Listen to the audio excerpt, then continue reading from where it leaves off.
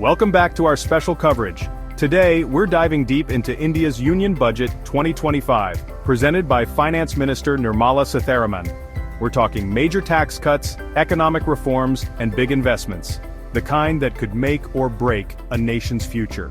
So buckle up as we break down India's plan to become the next economic superpower and try to figure out if it's enough to actually fuel growth, or if it's just a whole lot of hot air and promises. Alright, let's talk taxes, people. Nobody likes them, but they're kind of essential, like a root canal for your wallet. It's painful but necessary. But hey, there's good news. This budget is bringing some massive income tax relief for the average Indian. Finally, a reason to smile during tax season. We're talking slashed tax rates, increased exemptions, the whole shebang. It's like a financial festival. Basically, the government is trying to put more money back in the pockets of millions of Indians. Imagine the possibilities with that extra cash. Now that's what I call a campaign promise I can get behind. It's a win-win for everyone. Of course, the big question is, what are people going to do with all this extra cash? The suspense is real. Will it be a spending spree, boosting the economy like a shot of espresso? Or will it be a more cautious approach? Or will everyone just squirrel it away in savings accounts, more afraid of the future than a squirrel in a taxidermist's shop? It's a tough call. It's a classic economic dilemma, my friends. And only time will tell who wins, the spenders or the savers. The debate continues. But think about it, this is India we're talking about, a land of vibrant colors, Bollywood musicals, and a seemingly endless supply of delicious samosas. The culture is rich and diverse. Does saving really sound like an option? With so many temptations around, it's hard to resist. I mean, have you ever tried saying no to a samosa? It's impossible, they're just too good. So yeah, I'm putting my money on the spending spree. It's going to be a shopping bonanza. Now I know what you're thinking, Kunal, you're simplifying things. And maybe I am. Economics is complicated. And you're right, it is. But it doesn't have to be boring. But that's why we're here, to break it down and make it relatable, even if it means comparing the Indian economy to a Bollywood dance number. Because who doesn't love a good dance? Because let's be honest, sometimes that's the only way to understand it. A little fun never hurt anyone. So, while the economists are busy crunching numbers and writing long, boring reports, we're going to keep things real, keep things fun, and most importantly, keep things understandable. That's our promise to you.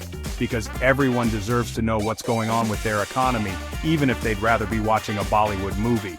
Knowledge is power, and trust me, sometimes the drama in the Indian economy is more entertaining than any Bollywood blockbuster. It's a roller coaster ride. But seriously folks, this tax relief is a big deal. It's a game changer for many. It has the potential to boost household consumption and stimulate economic growth. The future looks promising. Let's be real, folks. When it comes to India, you can't talk economics without talking agriculture. It's deeply intertwined with the nation's identity and economy. It's the backbone of the nation, employing a huge chunk of the population and feeding over 1 billion people. Without agriculture, the country would come to a standstill. So, naturally, the Union Budget 2025 had to address the needs of Indian farmers. And boy, did it deliver. The government has rolled out several initiatives to uplift the agricultural sector. First up, we've got a 6-year initiative aimed at boosting pulses and cotton production. This long-term plan is set to revolutionize the way these crops are grown and harvested. Now this isn't just about making sure everyone has enough dal and comfortable clothing, although that's definitely a bonus. It's about creating a sustainable future for Indian agriculture. This is about reducing India's dependence on imports and becoming more self-sufficient. By growing more at home, India can save on import costs and boost its economy. Basically, it's like saying, hey world, we got this. We can grow our own food and make our own clothes, thank you very much. It's a bold step towards self-reliance, but it gets even better. The government isn't stopping there. To incentivize farmers and ensure a steady income, the government is stepping in with a guaranteed price scheme for pulses. This scheme is designed to provide financial stability to farmers. That means state agencies will buy pulses directly from farmers at a predetermined price, protecting them from market fluctuations and ensuring a fair deal. It's a game changer for the farming community. Talk about a safety net. This initiative will go a long way in securing the livelihoods of countless farmers. And it's not just pulses getting all the love. Cotton farmers are also in for a treat. The government is also investing in research and development for cotton farming. This investment aims to bring about significant advancements in the sector. The goal? to improve yields, enhance fiber quality, and make Indian cotton the envy of the world. It's about setting new standards in cotton production. Imagine Indian cotton so soft and luxurious, it'll make Egyptian cotton jealous. This could redefine the global cotton market. By boosting domestic production, the government aims to stabilize prices and ensure a steady supply of essential commodities. This move is crucial for both farmers and consumers, so not only will farmers benefit from higher incomes, but consumers can also look forward to more affordable food and clothing. It's a win-win situation. Everyone stands to gain from these forward-thinking policies. Chapter 3. Now let's talk about the little guys, the engine of any growing economy: startups and MSMEs, micro, small, and medium enterprises. These businesses are often the unsung heroes, quietly driving progress and innovation. These are the businesses that create jobs, drive innovation, and keep the economy buzzing like a deli marketplace. They are the lifeblood of our communities, providing essential services and products. And let me tell you, the Indian government knows it. This budget is all about giving these businesses the leg up they need to succeed. It's a recognition of their vital role in our economic ecosystem. We're talking new credit support programs designed to make it easier for startups and MSMEs to access much-needed funding. These programs are tailored to meet the unique challenges faced by small businesses. Because let's face it, starting a business is tough, especially when you're competing with established players. The financial hurdles can be daunting, and access to capital is often a significant barrier. It's like trying to sell samosas next to a McDonald's. You need a unique selling point, and you need the resources to make it happen. Without adequate support, many promising ventures might never get off the ground. But it's not just about the money, folks. Financial support is crucial, but so is the right environment to foster growth and innovation. The government is also rolling out a red carpet of new incentives to encourage entrepreneurship and innovation.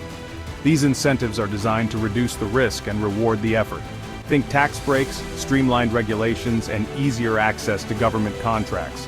These measures can significantly lower the operational costs and administrative burdens for small businesses. It's like they're saying, "Hey, we believe in you. Go out there and make us proud."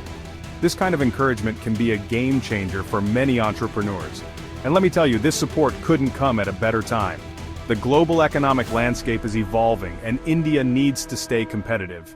India is already a hotbed for startups, with young, tech-savvy entrepreneurs eager to make their mark on the world. These young minds are brimming with ideas and the drive to succeed. With this added boost from the government, we could see a surge in innovation and job creation, propelling India to the forefront of the global economy. The potential for growth is immense. Imagine a future where India isn't just the land of call centers and outsourcing, but a hub for cutting-edge technology, groundbreaking startups, and world-changing ideas. This vision is within our reach, and the support for startups and MSMEs is a crucial step towards that future. Chapter 4. Alright, let's talk infrastructure, the backbone of any modern economy. We're talking roads, railways, airports, power grids, the stuff that keeps a country running smoothly, like the circulatory system of a well-oiled machine. And in India, a country on the fast track to becoming an economic superpower, infrastructure is more important than ever. Now, you might think that, with all these tax cuts, the government might be cutting back on infrastructure spending. But hold on to your hats, folks, because this budget is all about balance. Despite the tax relief, the government is still pumping a modest increase into capital spending, with a focus on infrastructure development. We're talking better roads to connect cities and towns, modernized railways to transport goods and people efficiently, and new power projects to keep the lights on and the economy humming. It's all about laying the foundation for long-term economic growth and improving the quality of life for millions of Indians. Now I know what you're thinking, Kunal. You said, modest increase. Is that really enough to meet India's massive infrastructure needs? And it's a valid question. Some experts argue that a bolder approach is needed, with a more significant increase in spending to tackle the country's infrastructure deficit. But hey, let's not be too critical. This budget is all about finding a balance between stimulating growth, providing tax relief, and investing in the future. It's a delicate dance, like trying to balance a plate of samosas on your head while riding a unicycle. Chapter 5. Now let's talk trade, that delicate dance between nations where everyone tries to get the best deal without starting a tariff war. It's like a global bazaar, except instead of haggling over spices and souvenirs, We're talking about cars, electronics, and intellectual property. In this budget, the Indian government is trying to strike a balance between protecting domestic industries and promoting international trade. It's a tightrope walk, like trying to navigate a crowded marketplace during Diwali. You want to get what you need without getting trampled by a herd of shoppers. On the one hand, the government is reducing import duties on select goods. This is designed to make imported products more affordable for Indian consumers and businesses, while also putting pressure on domestic manufacturers to up their game and compete on price and quality. It's like saying, hey Indian companies, it's time to step up your game. The world is watching. But before you start picturing India becoming a free trade paradise, hold your horses. The government is also keen on strengthening its flagship Make in India initiative, which aims to boost domestic manufacturing and turn India into a global manufacturing hub. It's about creating jobs, attracting foreign investment, and turning India into the factory of the world. So, how do you reconcile these seemingly contradictory goals? It's all about finding the right balance, my friends. The government is selectively reducing import duties on raw materials and components, making it cheaper for Indian manufacturers to produce goods domestically. So, there you have it folks, a whirlwind tour of India's Union Budget 2025. We've covered everything from tax cuts to infrastructure spending, from agricultural reforms to trade policies. Now the big question is, what do you think? Will this budget be the economic boost India needs, or will it fall short of expectations? Let us know your thoughts in the comments below, and don't forget to like, share, and subscribe to Real World Insights for more deep dives into the world of economics and global affairs.